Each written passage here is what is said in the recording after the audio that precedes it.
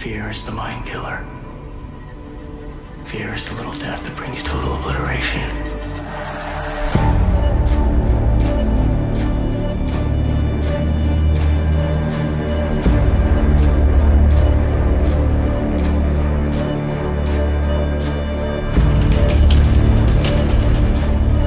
This video is sponsored by Magnesium Breakthrough by Bioptimizers. Before Star Wars, there was Dune, a landmark of science fiction released in 1965 by American author Frank Herbert. Inspired by the Arthurian legend, Dune tells the story of Paul Atreides. I first took an interest in Dune because of my love for Denis Villeneuve. I was sitting at a screening of Tenet where the 60-second teaser for Dune started, and all the hairs on my skin raised up. I knew it would be something special. Having been a fan of Denis Villeneuve for many years, ever since Prisoners came out, I decided to get the book. It took me a full year to finish it just because I'm like a not competent person, but it was a pretty remarkable read. Very challenging at times, but you have to admire the incredible world building in it. And it also made me realize one of my favorite characters in fiction, Duke Leto. Evidently the name Atreides, Paul Atreides, comes from Atreus, which is a last name or character in Greek mythology. It's a noble house that comes across tremendous misfortune, which is very apt to the character of Paul and his mother, Lady Jessica. There will be no hard spoilers for Dune in this, but just some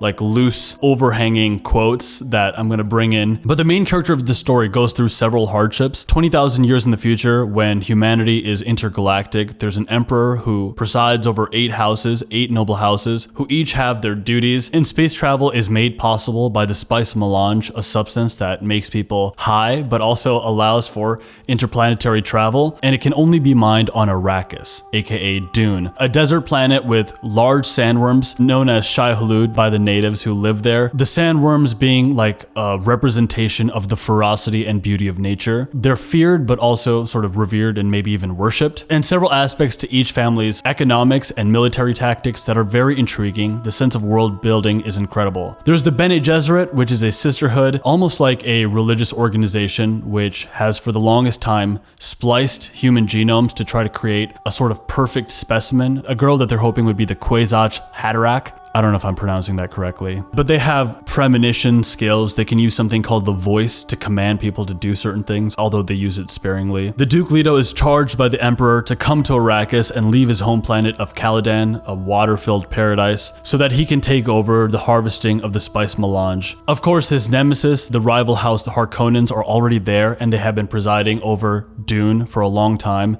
and sort of terrorizing the Fremen. And little does the Duke know that he's actually walking into a trap. Paul Atreides is 15 at the start of the book and really innocent, and over the course of many years, he goes through his own hero's journey, a transformation of sorts, and shows courage and leadership in the face of tremendous difficulty. Above all else, what I took away from Dune is the mindset that it takes to make tough times easy, or at least navigate things when things do get difficult. You would think, coming from a noble house, the person would be soft and weak. And while he is innocent at first, Paul is by no means weak. And in fact, he rises to the misfortune and challenges in his life very heroically.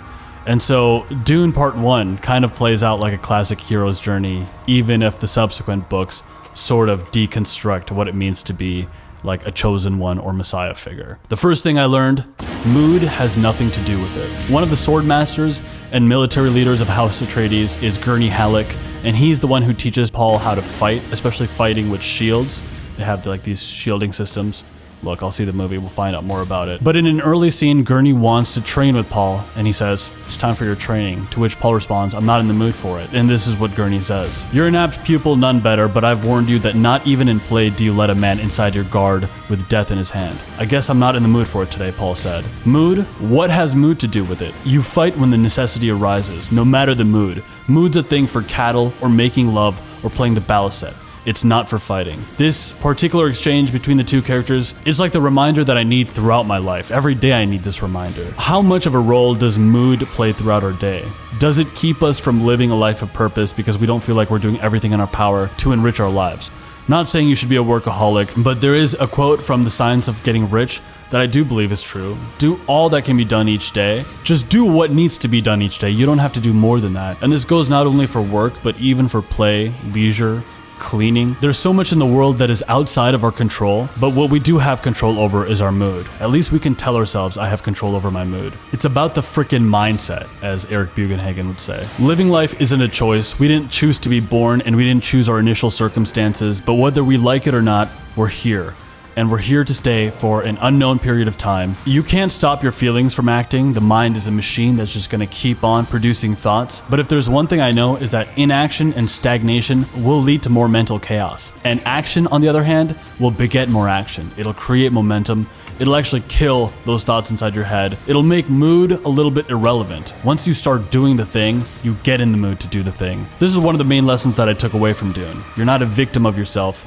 You're the master, as long as you control your mood. Number 2, excessive success can make you soft. We came from Caladan, a paradise world for our form of life. There existed no need on Caladan to build a physical paradise or a paradise of the mind. We can see the actuality all around us, and the price we paid was the price men have always paid for achieving a paradise in this life.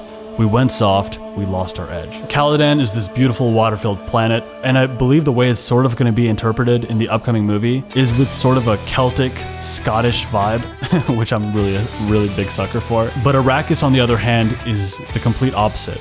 Water is a scarce resource. The Fremen wear still suits, which helps reabsorb the moisture in their body and sort of recycle it so that they can survive these harsh conditions. Not only the environment, but even the enemies that abound. The Harkonnens are brutal and killers. In fact, I was very much taken aback by the savagery of the world of Dune. In a scene where soldiers are being basically caught off guard in an act of violence, the Harkonnens decided to trap them inside caves and let them starve to death, as opposed to just killing them outright. I find it very inspiring, though, that when Duke Leto is charged with going to Arrakis, he says, "There is no call that we do not answer, there is no faith that we betray." Essentially, if this is our duty, then to Arrakis we will go. And in fact, many characters in the series are bound by duty, and even while facing certain death, trepidation, they take him head on. But one of the liabilities of House Atreides, at least at the start, is that they came from paradise and they went to the hardened desert. The Fremen, on the other hand, are incredibly resilient and incredibly competent in handling this terrible environment because it's all they've known. In the words of Bane, "You merely adopted the darkness, but I was born in it." And so, if we do encounter darkness in our lives, it's important to know that maybe those are the moments that actually make us tough, and they could be worthwhile in the long run. Point number 3, navigate uncertainty with confidence.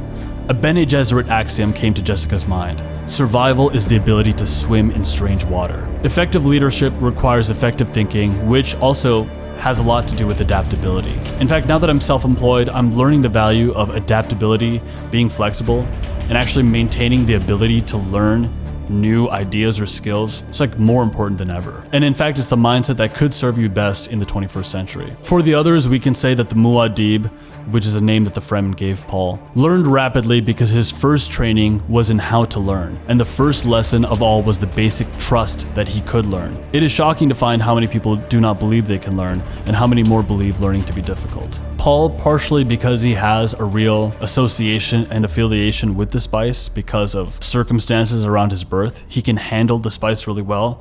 It makes him incredibly adaptable, very good at learning, and very good at coming up with plans. And it's one of the reasons that he ends up becoming a good leader. Number 4, keep the plan simple. When Paul first meets up with the Fremen after being on Arrakis for a little bit of time, he meets Stilgar, who's the leader of the Fremen, and Stilgar says this to him: "I will tell you something about your new name. The choice pleases us. Muad'Dib is wise in the ways of the desert. Muad'Dib creates his own water. Muad'Dib hides from the sun and travels in the cool night. Muad'Dib is fruitful and multiplies over the land. Muad'Dib we call instructor of boys. That is a powerful base on which to build your life. Paul Muad'Dib, we welcome you." A big part of what isn't said here, but is at the heart of Paul's plans, is keeping things simple.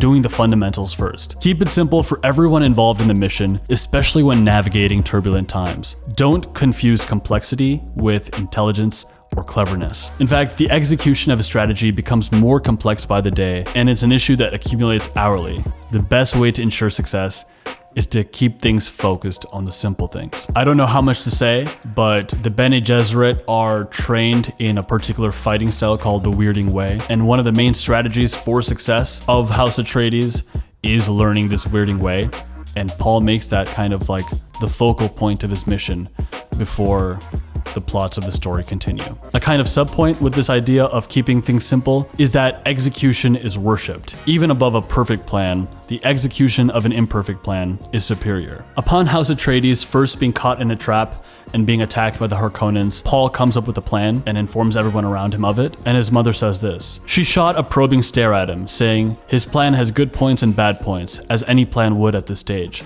A plan depends as much upon execution as it does upon concept." And the last point is the litany that is sort of the energy that runs throughout the whole story. Fear is the mind killer. This is the first thing that I noticed when I first saw the trailer of Dune, and then I realized that this litany is actually like the revered point of Dune fans everywhere. Fear is the mind killer. The full litany goes like this. I must not fear, fear is the mind killer. Fear is the little death that brings total obliteration. I will face my fear, I will permit it to pass over me and through me. And when it has gone, I will turn the inner eye to see its path. When the fear has gone, there will be nothing, only I will remain. Of course, the words themselves are pretty incredible, deeply powerful, but if taken literally, I guess it is true that fear is the mind killer. So many of my problems throughout life, I thought were physical problems with hard walls around them. And then I realized I could have just done the thing that I was so afraid of. Man, so many examples. I could have just done the thing I was afraid of. And sure, there would have been consequences or risks that I'd be taking with each of those actions, but the truth is 99% of what I thought was hard and solid was just in my mind. And it really is the mind killer, because if you let something like that hold you back, then you might not really know who you are. You might not get a chance to see what you would do outside of that illusion that you've created. It is good to fear. It's actually good to have that instinct. But recognizing when you're stopping yourself from doing something because of false threats is very important. It can mean the difference between a new career, a relationship, having your creative works come out in the world. How often have we looked for a new job and then looked at some job description and thought, oh, clearly this is outside of my pay grade, like I don't have the experience for this. When in actuality, in the past, I wouldn't have considered that every job description I've ever seen was written by a person in a company that was imperfect. If permitted, fear can prevent us from doing the bold things that may enrich our lives. It's meant to protect us against danger, but doing dangerous things can make you dangerous in your own life. Right, so that's the edit. I don't know. I thought it ended up being a pretty good video here. The only thing is I definitely used a lot of the Dune soundtrack in this video.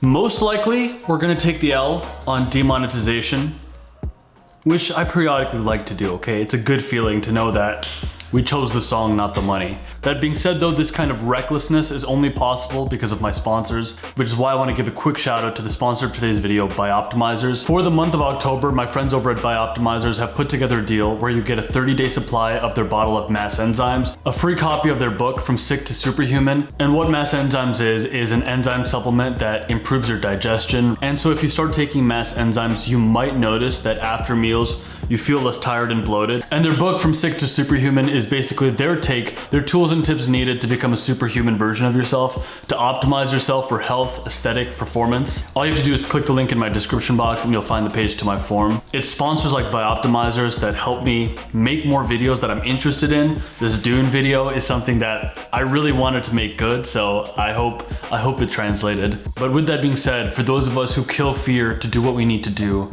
to us I say, greatness is definitely coming. See you guys in the next one.